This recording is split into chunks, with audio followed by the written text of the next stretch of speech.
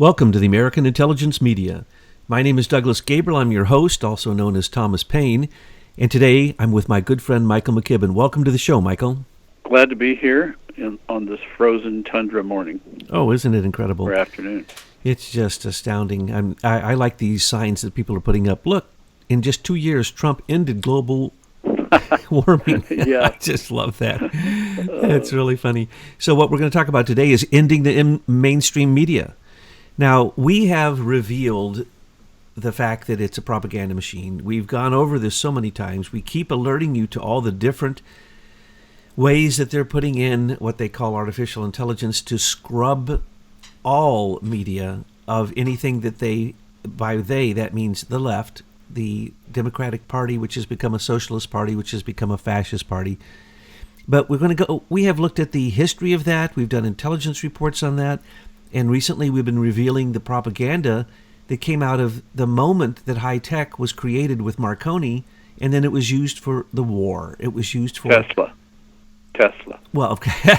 Good point. Let's give credit where credit's due. That's Nikola right. Tesla invented it. Marconi stole it. That's right. And he's the first high-tech cardboard cutout who basically is being run by the British government, and particularly the British monarchy, and even more specifically the Privy Council.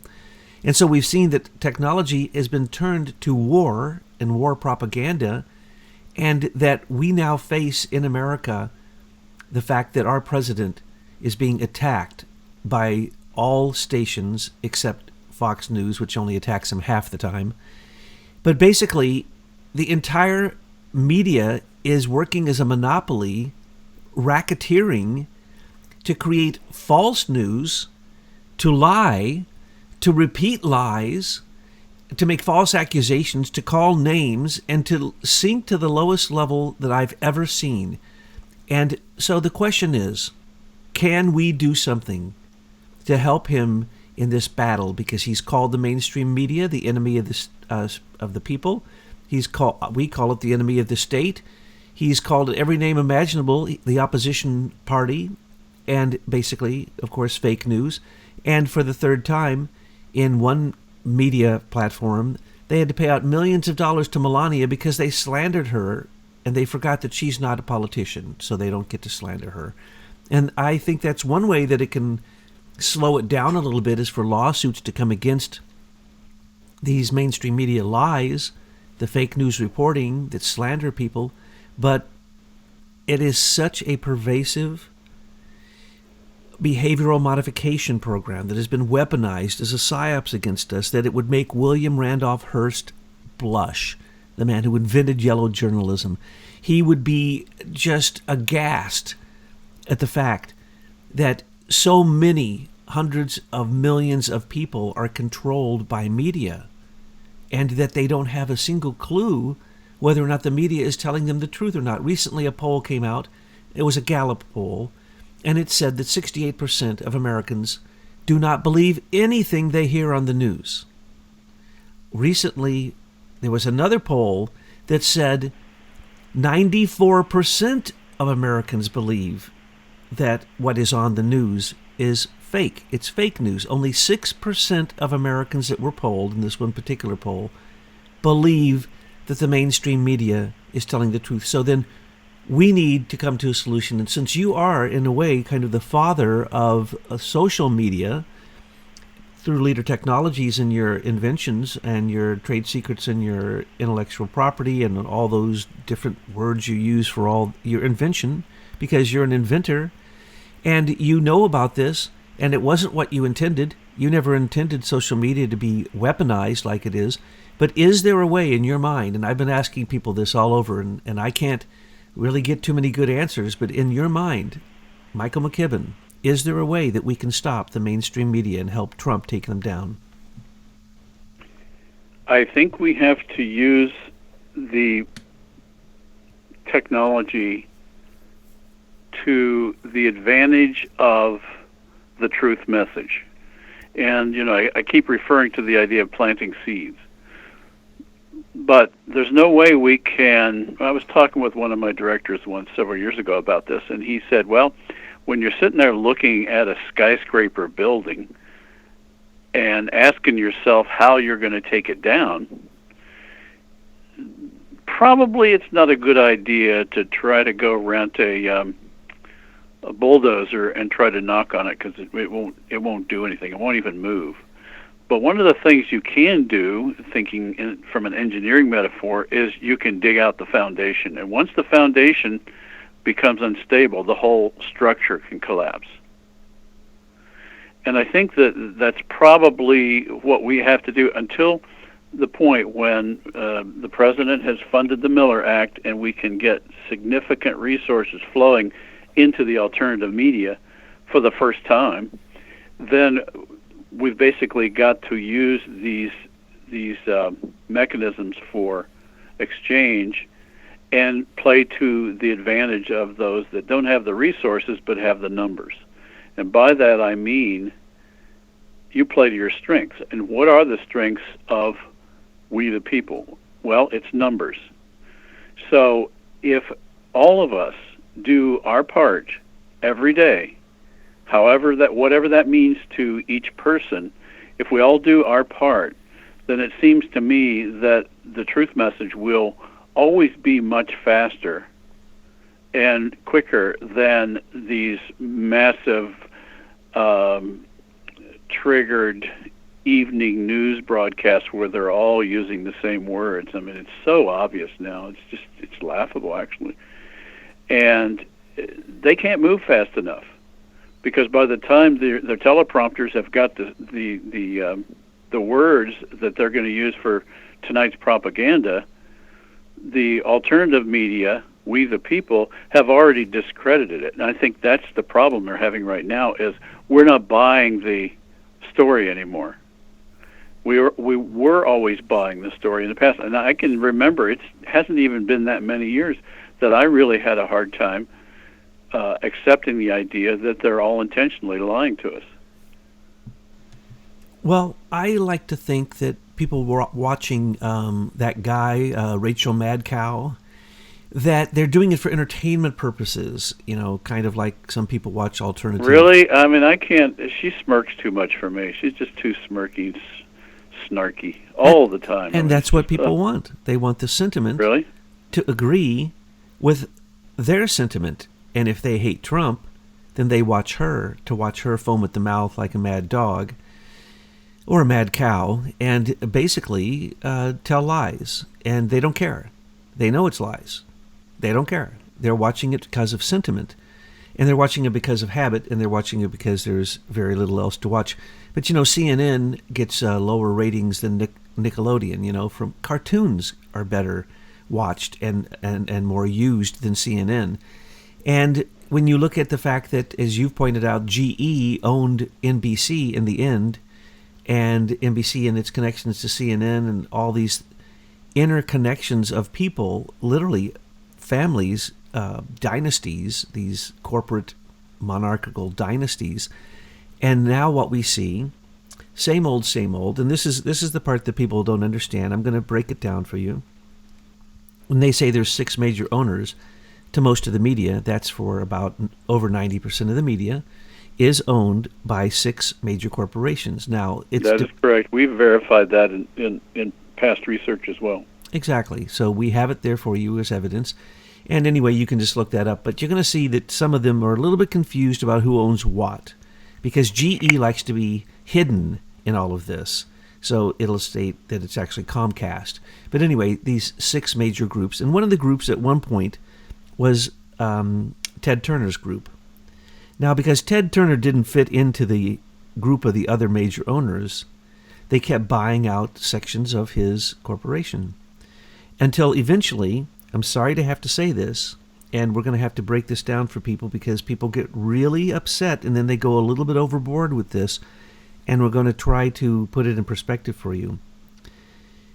They will tell you that the Jews own the 6 major corporations that own the media. So Jews own the media in America. That is not true. What does that mean anyway? I mean, exactly. That's a whole group of people. I mean, no group of people acts in total unison. But is there a British-American-Israeli axis now that has yet even been recognized in history? And I think there is. And so to say that there are many Israelis and or Zionists and or Jews and or American citizens who are also Israeli citizens and or British citizens who are American citizens, when you look at this, you will then see that this axis does control all of our media. Now, in America, it's controlled through the Department of Defense and the Broadcasting Board of Governors. And they can now propagandize us. And so, again, William Randolph Hearst would be so happy because he used his newspaper to create yellow journalism, to create wars in places where there were no wars. And so America was literally funding a war that didn't exist except on the pages of his newspaper. But that's the same exact thing going on with the news. They are so mad that Trump wants peace because the British-American-Israeli axis does not want peace. That's the last thing that they want. But it isn't Israelis, and it isn't Jews. There are many Catholic Zionists. There are many Zionists who have nothing to do with being an Israeli, a Hebrew, a Jew, or anything. I can go into great detail about that, and we have before with John Barnwell, and we've broken this down for you. But really, it is true that, to begin with, Reuters, which is now Thomson Reuters, was a newspaper that was taken over by the Rothschilds. And basically, I want to say, do a call out to Kevin in Ohio, a person you know, Michael, who corrected me because I kept saying carrier pigeons instead of homing pigeons. But from the moment that homing pigeons were used, which was a long time, and they were used in war, and they were used then when the Rothschilds started using them in commerce and banking, then they started using it in brokerage. In other words, as long as they got the news before somebody else, if they had the best intelligence, they could make the best bets on the stock markets, on currency exchange, on everything to do with commerce and banking rates and so on and so forth, and who they loaned the money to and who they didn't. So the Rothschilds were, from the beginning, basing everything upon good intelligence. And if there's not good intelligence, you can't win the war. And really, the Rothschilds are in a war. They're in a war trying to use usury and interest rates and to control fiat currencies through central banks. And this is why they have 164 central banks that they control one way or the other. And there's only 20, 30 that aren't controlled by the Rothschild-style central banking. And from the beginning, you can't do that unless you can convince people of things that aren't true. And as you have pointed out through the great research you've been doing with the British War Board and with the Tavistock Institute, and which eventually morphed into the Frankfurt School and the initial Kaiser Imperial Institute, and all these things that you've been bringing to light and showing that people like Nick Clegg and Lord Allen, who have gone over to basically run Facebook, are a British invasion. The British invasion has never stopped.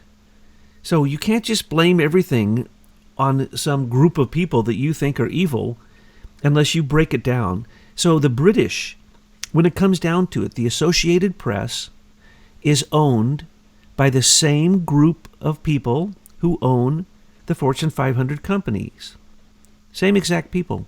They're the same exact people who own the major banks in America.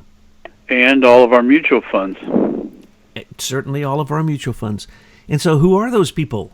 They're the same banking families that came over from Britain, initially from Germany and through Holland, but then to Britain, and then from Britain to America.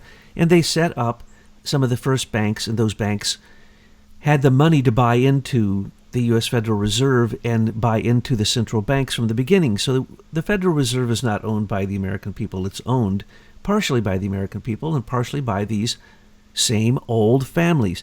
Now, when you say families, you're going to go, but wait, where's the Rothschild name on the ownership of the companies that run the Associated Press? Because all the different news agencies run a cooperative, and that's called the Associated Press. And if one of them says something, the others believe it. And it's basically an echo chamber. But if you're going to break it down, you're going to come to companies that you can list very clearly, much better than I, but companies like T. Rowe and Blackstone and The Fortune BlackRock. BlackRock, I mean, and all the Fortune 500 companies, and you'll see the large bank names in there, but generally they work through asset management groups that you can't tell who these people are. You can search all day long, and we have revealed that. Who is the military-industrial complex? We put out an article, intelligence report on that. It comes back to the same exact companies.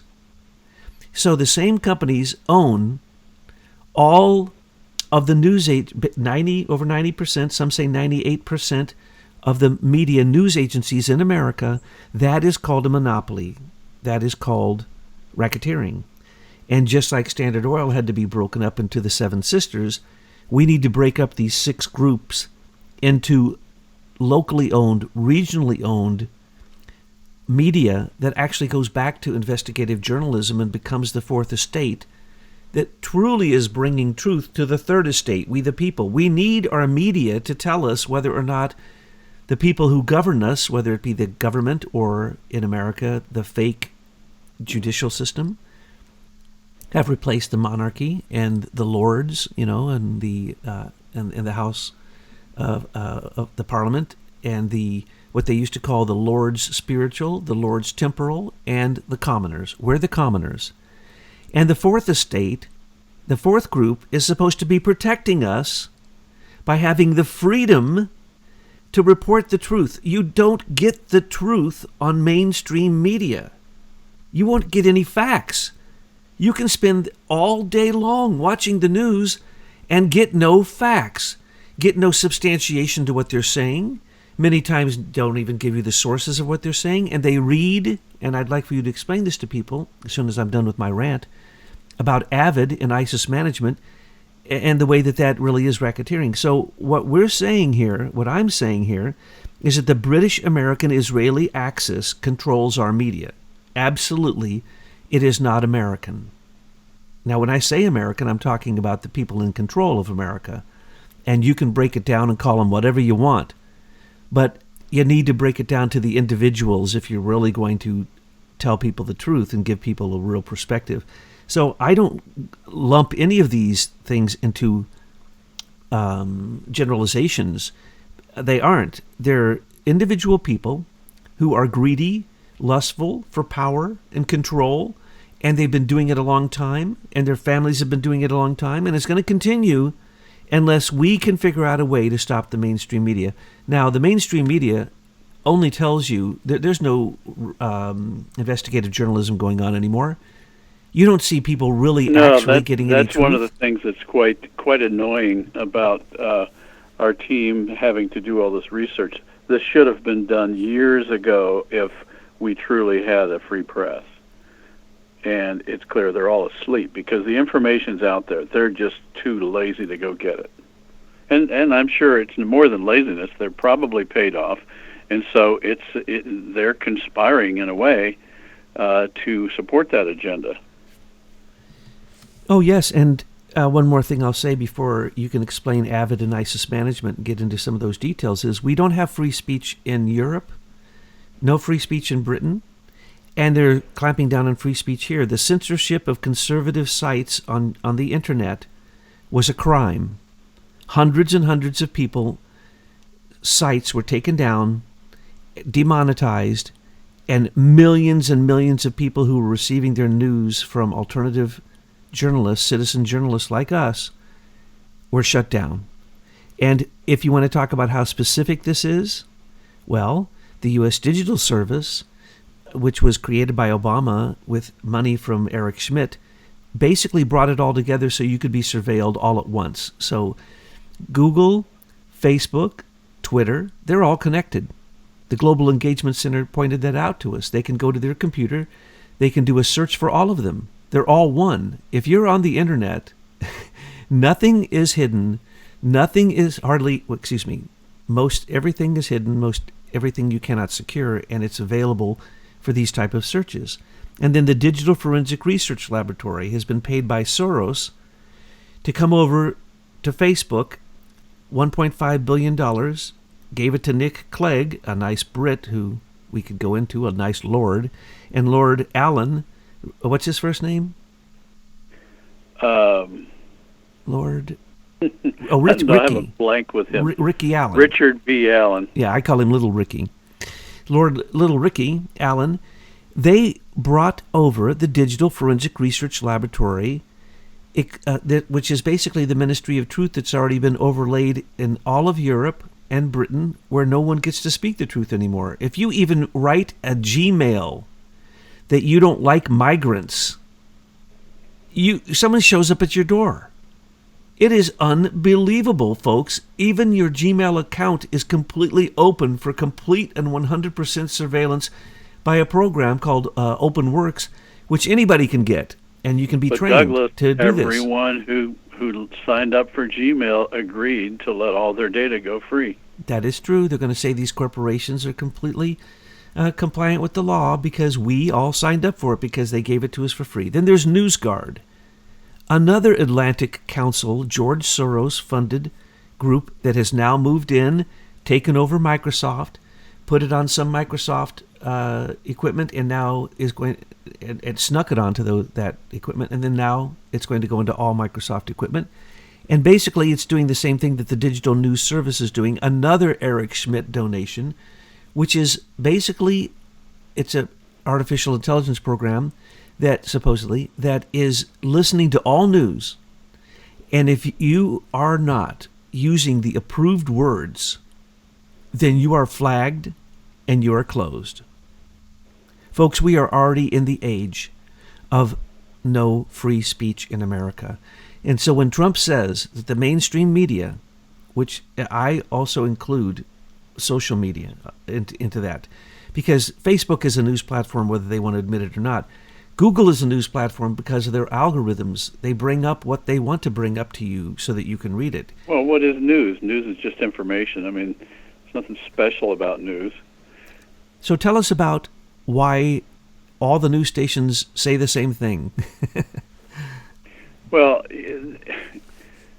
now we know what their MO is. Their MO is to control propaganda and use psychiatry techniques to embed thoughts in people's heads by repetition, by subconscious conditioning, by preconscious conditioning, and some more overt and more evil.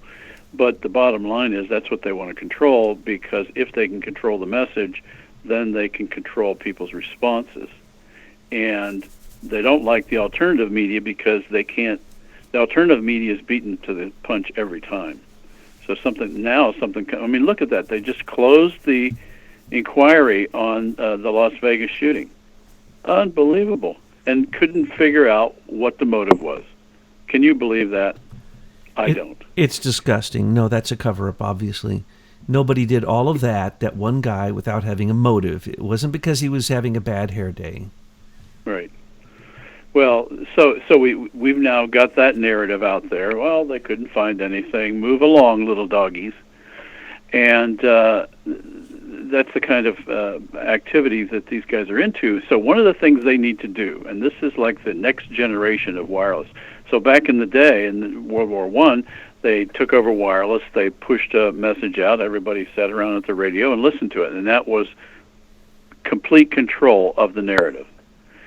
And now we move forward to today, when you've got the internet and a message can be blasted out to literally billions of people at once. They needed a mechanism similar to the analog from 100 years ago, but they needed to do it faster. And since every radio station and every news center producing video has different software, they've all kind of centered on Apple technology and several key applications that they all use to develop their content. And so what they did, thanks to the funding of Dianne Feinstein's husband, Richard Bloom, is they actually took, it appears, one of the modules from our invention, our news module, and modified it, and they didn't even change the name. They called it Leader Plus, and it became a way for them to have a group of people sitting in a room that control the narrative for this group, to be able to type up the narrative and push it out like an email. It's probably simpler than an email. And then it would be immediately picked up by the monitors out there on the internet to all of these news organizations. They would pick it up, and since it was coming from a, quote, trusted source, they could immediately push it right to the teleprompters. So that's right to the cameras where the newsreader is actually reading text that's streaming across. You know, when they sit there and look at the screen, and it's amazing, they all have the right words, they never stumble. That's the teleprompter coming across the screen. It looks like they're looking into the camera, but they're actually reading the words that are coming in front of the lens, but it can't be seen by us as the viewer. And so they can literally put out a narrative that's repeated all over the planet now, within minutes. And we see this. It's the use parroting. of our technology to do that. Yeah, they just parrot each other. They put it in an echo chamber. They use the exact same words. As a matter of fact, we've seen these films where they basically gather up all the news agencies' broadcasts at one particular moment, and literally, they tell them how to stand, who says it, what their hands are supposed to do, how they're supposed to emphasize it, and how they're supposed to frame it, use exact words as you said, and it's right there in the teleprompter. So there's no journalism going on. There's no honesty going on. Right, these are actors. They're just actors. And it's just shocking how it is so much the same. But what that means is it's a monopoly. It's racketeering. Right. And another reason it's racketeering is because if 98% of the reporting during the election was for Hillary, then they need to add all that time up, and that's a donation to the Democratic Party. This is election campaign fraud. You cannot possibly. Do you think they care, Douglas? Do you think they care? No, they don't. That they're because breaking campaign laws. No, they don't. But this can be the basis, another part of the basis for the conspiracy that they are all working against national security. They're working against a duly elected president at this moment, attempting to continue a coup d'etat. And they know they're lying, and Avid, if we could figure out exactly who was writing Avid and ISIS management that owns Avid, I think... it could be tracked. It could be tracked. If some of our network engineers would start paying attention to that signal that's coming into the Avid technology in a newsroom, they could track it back to the source. Absolutely. Well, I'm going to suggest the source is Barack Obama's bunker there in Washington, D.C., that he says that his daughters live in, which they don't. And it's actually ran by Eric Holder, who is now going to run for president. So he has all... We wondered. And, of course, Valerie Jarrett's there. She's actually running it as she always has because she's the Chicago mob boss. And she was Michelle Obama's boss, and then she was Barack Obama's boss, and then she was Ron Emanuel's boss, and now she's still the boss. And so when the next election comes, if Eric Holder actually gets any foothold, which I don't think he will have access to the same exact manipulative tools that were paid for by Hillary Clinton for the 2016 election. The template to win the election, they'll have that. They'll have the U.S. Digital Service all hooked up and running through their bunker.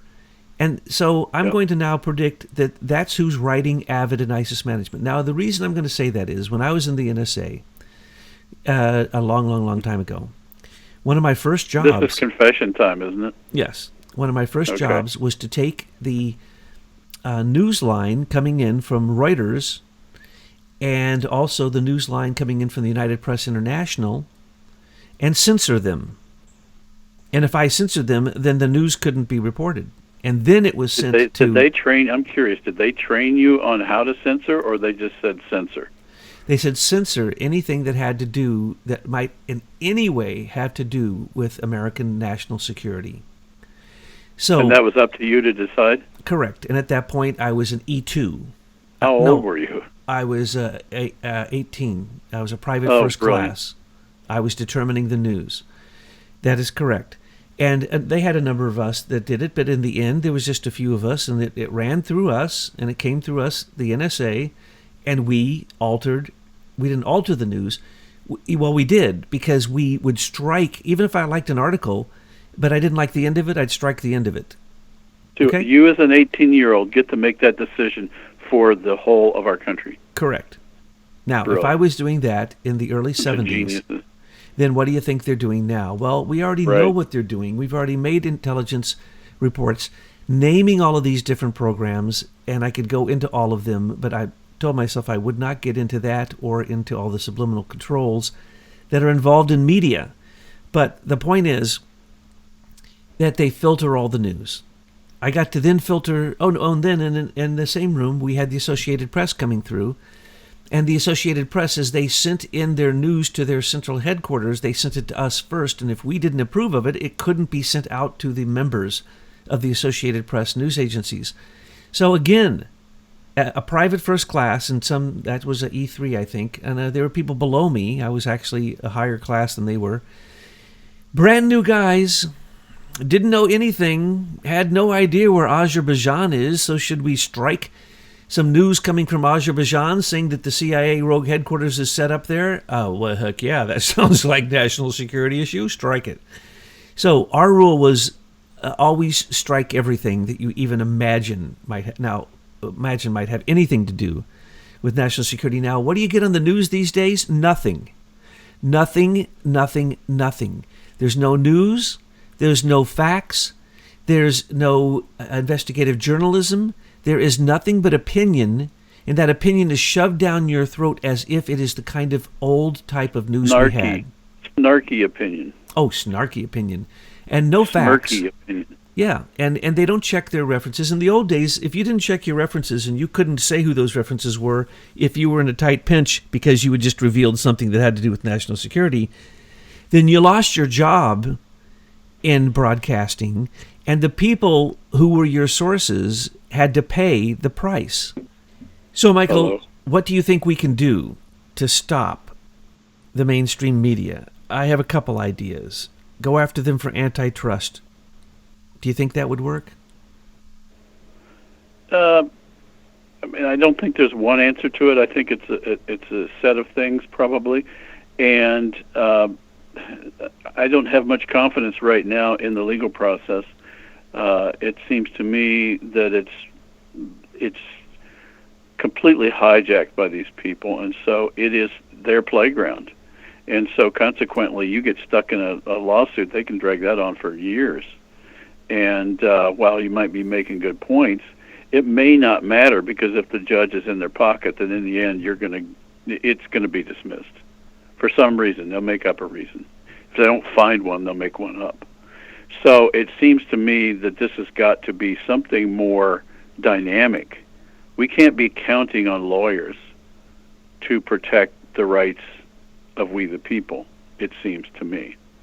That we've got to use our talents and skills to their greatest advantage and leverage, and one of those is not filing lawsuits, because that's not how we are creative. That lawsuits don't create anything; they just suck up time. So I mean, we've all gotten so used to the idea that, well, if somebody does me wrong, I'm going to file a lawsuit. But for what it's worth, I've been in a lot of them now, and it's a toxic environment, and it's not about the Constitution. It's about who can outmaneuver the judge, the clerks, the other attorneys, the media coverage of the suit. And I've watched attorneys, when they didn't have evidence, they made up evidence. So it's pretty toxic. That kind of methodology doesn't work when you're building things, by the way. So it seems to me we've got to play to our advantage. Our advantage is speed, quickness, greater intelligence, being able to articulate, to present from different viewpoints, and getting those out immediately as soon as the other side starts, because they're not very creative, as you said. I mean, what they say is just rather boring after a while. And so the question is, what's the real issue here? I mean, if they talk all day long, but nobody's listening to them, then we probably want them doing that, because then that's sucking up all their resources. But in the meantime, we've got to provide real information to people, and to keep doing it and to keep expanding that effort. And somehow institutionalize we the people is really what we've got to do, it seems to me. I don't even know what that means, by the way, but I'm just thinking out loud. No, I get the same exact kind of sense. It seems as if citizen journalists who stand on their own, and they've been demonetized, and of course censorship of them, but if they But could... let me stop you on that. The demonetization thing, that was always the honeypot to get people to come into those networks, the promise of money. Because being somebody who's done a lot of sales training in the past, a lot of people want to do something in their lives, but they don't want to do the selling part of presenting their skills and products to the public. So this honeypot of, okay, well, if I put up this website, then they'll start sending me money, seems to me that was the big drug that started this mess. And the idea of free is, if a product is free, if a service is free, the product is me. And we've got to get away from this issue that anything can be monetized by this big cloud of people, that if I use their service, they're going to start paying me. That's a dependency that we want to get away from. We want to wean ourselves from that kind of drug, it seems to me. Absolutely, because the media should be free and independent. The problem is it's no longer free and independent, and if you look at the government controls, the FCC, they're doing nothing. They should have brought the antitrust suits against these 6 major owners. A long time ago. Yeah, yes. And they didn't. And not only that, they keep allowing mergers that make it even more consolidated than ever before, and then therefore more easy to control. So you can't count on the FCC, you can't count on the Decency in Broadcasting Act, because it's not very well defined, and the only thing that it has is one minor clause that says that you cannot knowingly lie. Okay, well, are they knowingly lying? That's not true. You can. The Congress passed the False Statements Accountability Act in 1996, which exempted testimony from attorneys, from witnesses in judicial acts, in administrative courts, exempted them from the perjury laws. And by their own actions, we see that lies mean nothing. It seems to me that Roger Stone could just use that as the example. I mean, it seems like all these claims that were made against him have to do with congressional testimony, and Congress passed that law that gave them a get-out-of-jail-free card back in 1996. Roger ought to use that. Wow. Isn't that amazing? Pass a law that says that you can break laws. It's kind of like you can lie. Giving immunity to Comey because he's the I star know nobody witness. believed that, but you just go read it. False Statements Accountability Act, subsection B. Yep. No, I've read it. You've pointed it out to us. It's the truth. So then basically, the Decency in Broadcasting Act can't count on that. And then what are you going to count on? You're going to count on the people simply turning it off. Well, as I said, people watch it for sentiment. They're not even watching it for news. And it's on all the time, especially in public places. And then they get credit for running it nonstop in public places, if you run CNN, so on and so forth. So what you get is a bunch of fake statistics. I don't believe a single word that they say about their ratings, not one single statistic. I don't believe that they have any intention of telling the truth. And I believe that Avid and ISIS management demonstrate that it is a racketeering, consciously created conspiracy to destabilize the national security of America, especially at this time. They're telling us there's no problem on our southern border when we're being invaded, and literally 10 million more people have already been set up to follow these caravans. 10 million more people. This is no exaggeration. We're in a war, And recently, the intelligence agencies reported to Congress, and they didn't even mention that there was a war. Well, and they were. I saw one show last night where they were minimizing the discussion of human trafficking along the border. I mean, it's just unbelievable. Where's the empathy? Where's the concern for humanity? It's not there. They're trying to push this narrative of open borders so they can diminish the power of the United States, and we can become the policeman for the whole world, which is what they want us to be. So our job as we the people, it's our country. We have to take over these tasks that have been co-opted by this group of people. They're not going to change. We have to take it over. They're not going to change. No, and another solution is to create other major news stations, but they would be in such competition, and the big powers would simply squish them. I mean, they only allow Fox News to be partially Republican, and even then, they've turned against Trump, 50% of them who are reporting. So this is what they'd be up against if you tried to create another news major. Oh, you say they. Who are we talking about they? We're talking about a mentality, a spirituality or a lack thereof, of a portion of humanity that has chosen to go down this road.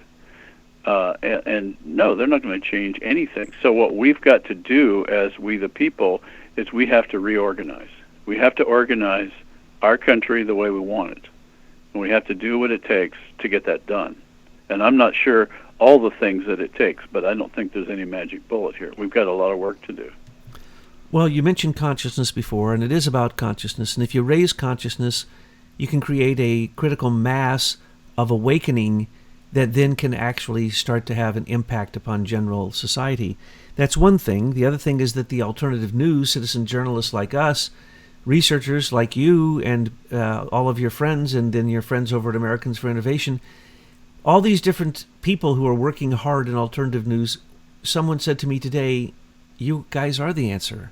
Don't you understand? Well, then I see three answers.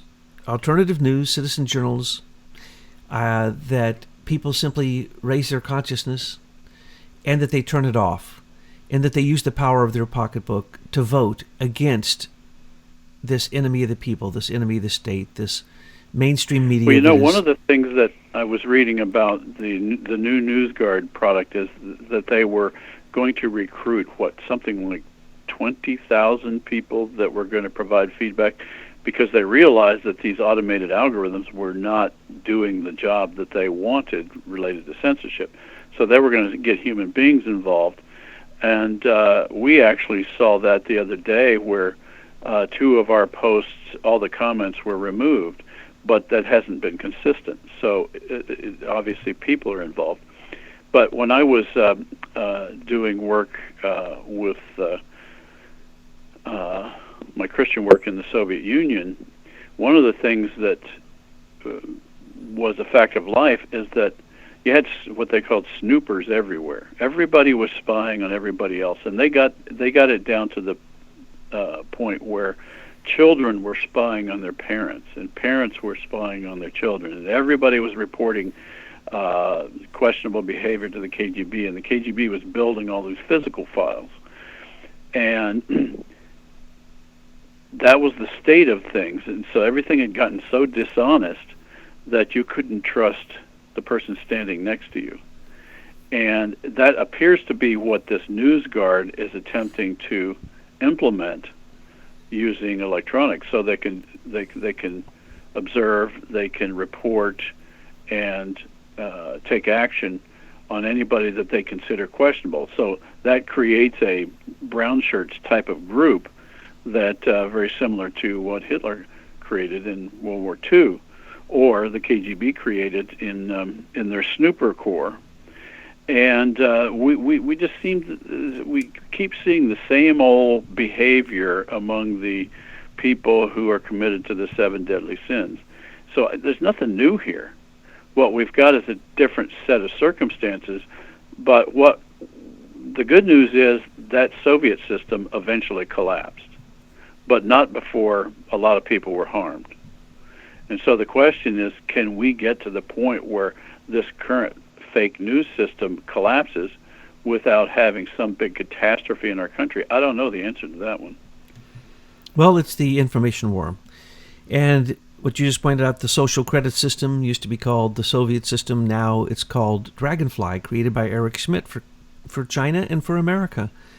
And what we are basically facing right now is that free speech is being squelched in America, that systems are being set up that are targeting conservatives so that the liberals will basically have complete control of the media.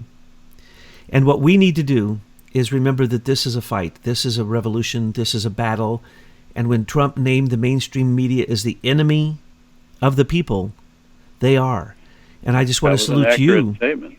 Yes, absolutely. And I want to salute you and all the others that we work with for standing strong and holding your position and continuing to bring truth forward, because it seems as if consciousness and truth and what we're doing may be the key that can actually win the battle against the mainstream media.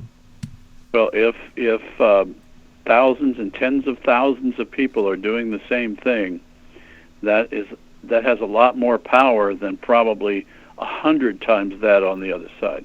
Absolutely. Thank you so much for all of your hard work, Michael. You're welcome, and same to you and Tyler.